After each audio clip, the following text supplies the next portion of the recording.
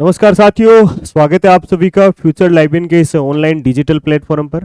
और जैसा कि फ्यूचर लाइब्रेरियन जो है वो आपको हमेशा से अवेयर करता आया है, और अवेयर के साथ साथ लाइब्रेरी साइंस में क्या चीज़ें चल रही हैं, किस तरीके से चल रही हैं।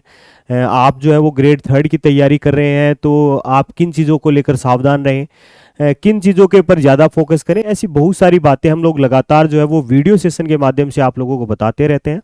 और जैसा कि YouTube पे आपने हमारा पड़ाव देखा है, तो YouTube पे माध्यम से आपने बहुत सारी चीज़ें जो है वो भी आपने यहाँ से सीखी हैं। अभी हमारी डे बाई डे की सीरीज चल रही है, जीरो से आप सीखने वाला पार्ट, बेसिक से फाउंडेशन की ओर लेके चलने वाला पार्ट जो है वो लगातार हम लोग जो है वो आप लोगों के लिए डाल रहे हैं। अभी आज की जो लेटेस्ट जो अपडेट है, लेटेस्ट जो इन्फॉर्मेशन है, उसके साथ में फिर से हाजिर है।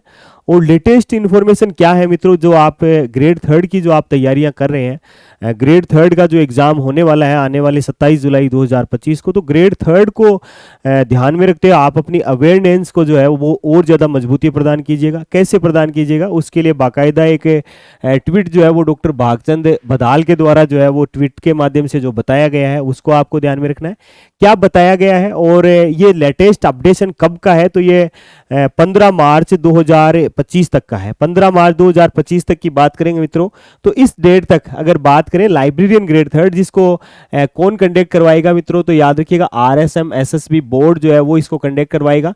और RSM SSB बोर्ड जो है उसमें डॉक्टर भागचंद बदाल जो है उनकी जो सूचना है उसके आधार पर अगर बातचीत करें तो लाइब्रेरियन ग्रेड थर्ड की भर्ती है ना, और उसमें भी आप डेट याद रखिएगा, आज दिनांक, ठीक है ना।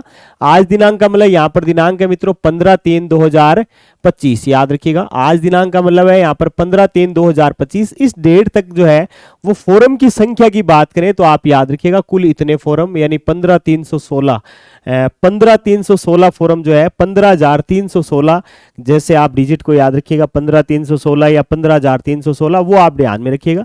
इतने फोरम जो है वो अब तक क्या हो चुके हैं, लाइब्रेरियन ग्रेड थर्ड के जो है वो अप्लाई हो चुके हैं, ठीक है।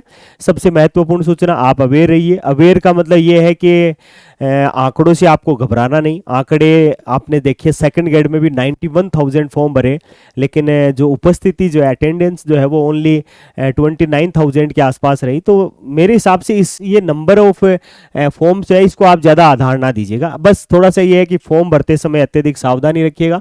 क्या सावधानी रखनी है, आपको अपनी SSO ID, ठीक है ना, आपको अपनी SSO ID के माध्यम से क्या करना है मित्रों, फॉर्म भरना है। अगर आपने OTR कर रखा है, तो किसी प्रकार की जो एग्जामिनेशन फीस जो है वो आपको नहीं देनी पड़ेगी। OTR जो है वो आप खुद जो है वो किसी भी ई मित्र जो है उसके माध्यम से आप कर सकते हैं। और SSO ID के ऊपर आप आएंगे तो वहां पर सीधा सीधा आपको रिक्रूटमेंट का जो पोर्टल है वहां पर आप देखेंगे तो आपको वहां से पता चल जाएगा किस तरीके से फॉर्म अप्लाई करना है और किस तरीके से फॉर्म जो है वो अप्लाई नहीं करना है। इसका भी मैंने आपको बताया ना, बाकायदा जो बोर्ड अध्यक्ष हैं, बोर्ड अध्यक्ष आपने लिख रखा है कि किसी भी प्रकार के जो मिसमैच डेटा जो है वो आप उसमें मेंशन ना कीजिएगा। मिसमैच डेटा का मतलब कोई भी ऐसी चीज जो रॉन्ग मेथड की है, गलत है, आपके पास में नहीं है मान लीजिए, और आपने उसको क्या कर दिया, आपने उसको मेंशन कर दिया, तो इन फ्यूचर वो आपके लिए क्या हो सकती है, बड़ी नुकसानदायक हो सकती है, ठीक है ना। तो इस चीज को आपको क्या करना है, जो नुकसानदायक वाली चीज है इसको आपको छोड़ना है, और अपनी अवेयरता जो है, अपनी सावधानी जो है उसको आपको क्या रखना है, ध्यान में रखना है।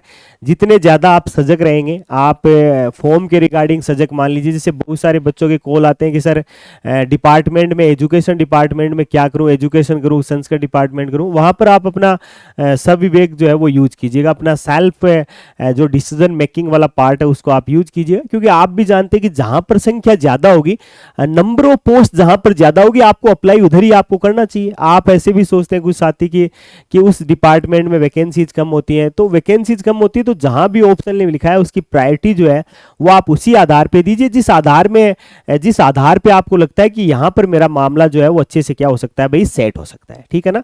तो अच्छी प्रकार की चीजें उनको बड़े अच्छे तरीके से आप ध्यान में रखिएगा। साथ ही साथ जो है 15 मार्च तक की जो डेट है उस डेट को आप में आधार बनाइएगा। देखिएगा 15 मार्च 2025 तक की बात करेंगे तो इस समय तक जो है वो लाइब्रेरियन ग्रेड थर्ड के कुल फॉर्म जो है वो इतने यहाँ पर क्या हो चुके हैं, अप्लाई हो चुके हैं। जैसा मैंने आपको कहा, SSO ID के माध्यम से अत्यधिक सावधानी के साथ में आपको क्या करना चाहिए, फॉर्म भरना चाहिए। OTR अगर हो रखा है, आपका OTR अगर शामिल है तो आपको किसी प्रकार की दुविधा की क्या नहीं होगी, दुविधा का सामना जो है वो आपको नहीं करना पड़ेगा। अब एक यहाँ पर देखिएगा क्या होता है, कई बार OTR में आपको एक लाइव फोटो डालना होता है। लाइव फोटो मतलब आप जहाँ भी मित्र वाले के पास में रहेंगे, आप खुद कर रहे होंगे, तो आपको एक अपना जो पिक्चर है वो पिक्चर खुद का एक फोटो डालना। अब मान लीजिए होता क्या है, कई बार आपका ध्यान रहता नहीं, वहां पर आप अपलोडेड पिक्चर किसी और का कर देते हैं, है ना, अपना खुद का भी नहीं होता है, तो वो क्या नहीं होगा, वो एक्सेप्ट नहीं होगा। अगर वो हो गया तो आप ये मान के चलिएगा जो भी OTR की जो भी फीस लगती है, जितने भी जैसे शायद 450 500 जो भी रुपया लगते हैं, मुझे इस राशि का कंफर्मेशन नहीं है, लेकिन फिर भी मान लीजिए जो भी पैसा लगता है, अगर वहां पर फोटो किसी और का डल गया तो आप ये मान के चलिए वो आपके पैसे जो हैं वो गर्त में चले गए, और उसका जीमेल भी आप फिर वापस बहुत सारी लंबी प्रोसेस के माध्यम से आपको गुजरना पड़ेगा। इस बारे में आप संबंधित मित्र वाले से आप जरूर जानकारी कीजिएगा।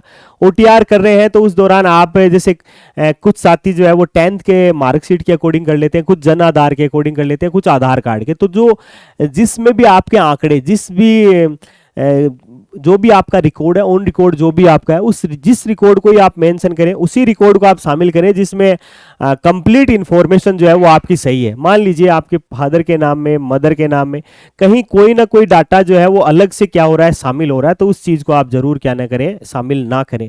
हाँ, वो एग्जिट है, 10th के अकॉर्डिंग है, आपके 12th के रिकॉर्ड के अकॉर्डिंग है, जहाँ भी आपने कर रखा है, जिस भी पार्ट में कर रखा है। कुछ साथियों का ये भी है कि सर लाइब्रेरी वाले में क्या डालें, क्या डालना है। अगर आपके पास में बैचलर है तो बैचलर डाल लीजिए, अगर आपने डिप्लोमा कर रखा है तो आप डिप्लोमा डाल दीजिए, अगर D.LIS है तो D.LIS को मेंशन कर दीजिए, और B.LIS है तो B.LIS को मेंशन कर दीजिए। बहुत सारे साथी जो इन दिनों नेट है या JRF है, तो जैसा जैसा उसके अंदर रिक्रूटमेंट में जो शामिल किया गया उसको आप डाल दीजिए। आप लास्ट कुछ डाल लेंगे, जैसे फॉर एग्जांपल आपने मास्टर्स की डिटेल वहां पर मेंशन कर दी और मास्टर जो है वो आपने रेगुलर कर रखा है, तो आपको जब डॉक्यूमेंट वेरिफिकेशन में के लिए आप जब जाएंगे तो आपको जो लास्ट जो आपका रेगुलर एजुकेशन हुआ है उसका आपको CC देना पड़ेगा, उसका आपको अपना कैरेक्टर सर्टिफिकेट जो है वो आपको देना पड़ेगा। तो उस चीज़ का जरूर ध्यान रखिएगा। मान लीजिए वो यूनिवर्सिटी कहीं दूसरी जगह, अब आप कहीं दूसरी जगह रह रहे हैं, तो वो आपके लिए क्या हो जाएगा, दुविधाजनक हो जाएगा। तो इन चीज़ों को आप क्या रखिएगा, जरूर वैल्यू कीजिएगा, जरूर ध्यान दीजिएगा। और 15 मार्च 2025 तक बात करें तो लाइब्रेरियन ग्रेड 3 के अब तक जो है वो कुल इतने फॉर्म जो है वो क्या हो चुके हैं, अप्लाई हो चुके हैं। अब इनके अलावा आपको फॉर्म अप्लाई करने हैं, तो लास्ट डेट का वेट किए बिना आप अपनी SSO ID के माध्यम से क्या कीजिएगा, फॉर्म जो है वो अप्लाई कीजिएगा। जैसे जैसे इस डेट में जिस फॉर्म की संख्या जो है वो जैसे जैसे बढ़ेगी या कम होगी, जैसा भी है, मान लीजिए बढ़ने का ही चांसेस है, कम होने का तो चांस है ही नहीं ना।